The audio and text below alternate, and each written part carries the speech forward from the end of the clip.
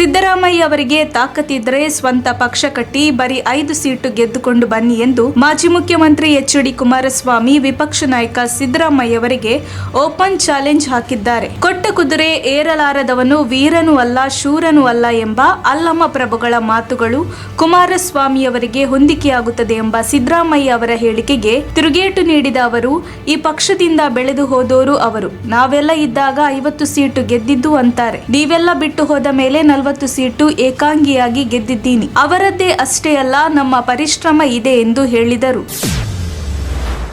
ಕರ್ನಾಟಕ ವಿಧಾನಸಭಾ ಚುನಾವಣೆ ಸಮೀಪಿಸುತ್ತಿದ್ದಂತೆ ಹಾಸನ ಕದನ ಕಣರಂಗೇರಿದೆ. ಅಖಾಡದಲ್ಲಿ ಕಾಂಗ್ರೆಸ್ ಬಿಜೆಪಿಗಿಂತಲೂ ದಳಪತಿಗಳ ಸದ್ದು ಬೆಂಗಳೂರಿನ ಪದ್ಮನಾಭನಗರದ ದೊಡ್ಡಗೌಡರ ಮನೆಯವರೆಗೂ ಕೇಳುತ್ತಿದೆ. ಯಾಕೆಂದರೆ ಬಿಜೆಪಿ ಘೋಷಣೆಗೂ ಮುನ್ನವೇ ಹಾಸನದ ಸಿಂಹಾಸನಕ್ಕಾಗಿ ಮಾಜಿ ಸಚಿವ ರೇವಣ್ಣ ಪತ್ನಿ ಭವಾನಿ ರೇವಣ್ಣ ಅಖಾಡಕ್ಕೆ ಇಳಿಯೋಕೆ ಸನ್ನದ್ಧರಾಗಿದ್ದಾರೆ. ಆದರೆ ಇತ್ತ ಜೆಡಿಎಸ್ ಶಾಸಕಾಂಗ ಪಕ್ಷದ ನಾಯಕ ಎಚ್.ಡಿ. ಕುಮಾರಸ್ವಾಮಿ ಹಾಸನದಲ್ಲಿ ಭವಾನಿ ರೇವಣ್ಣನಿಗೆ ಟಿಕೆಟ್ ಇಲ್ಲ ಎಂದು ಕಡ್ಡಿ ಮುರಿದಂತೆ ಹೇಳಿದ್ದಾರೆ. ಆದರೆ ಭವಾನಿ ಮಾತ್ರ ಇದ್ಯಾವುದಕ್ಕೂ ತಲೆ ಕೆಡಿಸಿಕೊಳ್ಳದೆ ಕ್ಷೇತ್ರದಲ್ಲಿ ಫುಲ್ ರೌಂಡ್ಸ್ ಹಾಕುತ್ತಿದ್ದಾರೆ. ಕುಮಾರಸ್ವಾಮಿ ಎಚ್ಚರಿಕೆ ನಡುವೆಯೂ ಭವಾನಿ ರೇವಣ್ಣ ನಡೆ ಇದೀಗ ವಿಭಿನ್ನ ಚರ್ಚೆಗೆ ಕಿಚ್ಚು ಹಚ್ಚಿದ್ದು, ಹಾಸನ ಟಿಕೆಟ್ ಗೊಂದಲದ ಚೆಂಡು ದೇವೇಗೌಡರ ಅಂಗಳಕ್ಕೆ ಹೋಗಿದೆ.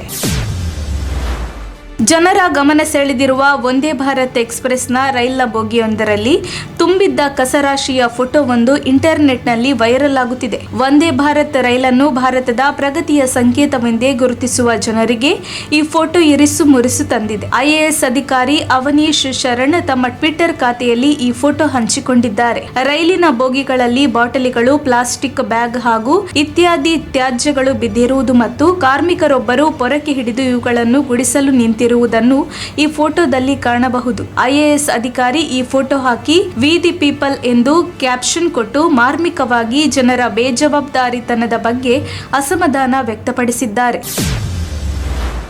6 ಮೀಟರ್ ರಂಗೋಲಿಯನ್ನು ರಚಿಸುವ ಮೂಲಕ ಸಿಂಗಾಪುರ್ ಬುಕ್ ಆಫ್ ರೆಕಾರ್ಡ್ಸ್ ಸೇರಿವೆ. ಇತ್ತೀಚೆಗೆ ಸಿಂಗಾಪುರದಲ್ಲಿ ಭಾರತೀಯ ತಾಯಿ ಮತ್ತು ಮಗಳ ಜೋಡಿಯು 26,000 ಐಸ್ ಕ್ರೀಮ್ ಸ್ಟಿಕ್ಗಳನ್ನು ಬಳಸಿ 6 ಮೀಟರ್ ರಂಗೋಲಿಯನ್ನು ರಚಿಸುವ ಮೂಲಕ ಸಿಂಗಾಪುರ್ ಬುಕ್ ಆಫ್ ರೆಕಾರ್ಡ್ಸ್ ಸೇರಿವೆ. ತಾಯಿ ಮಗಳು 26,000 ಐಸ್ ಕ್ರೀಮ್ ಸ್ಟಿಕ್ಗಳಿಂದ ತಯಾರಿಸಿದ ರಂಗೋಲಿಯಲ್ಲಿ ತಮಿಳಿನ ವಿದ್ವಾಂಸರು ಕಲಾವಿದರನ್ನು ಬಿಡಿಸಲಾಗಿದೆ.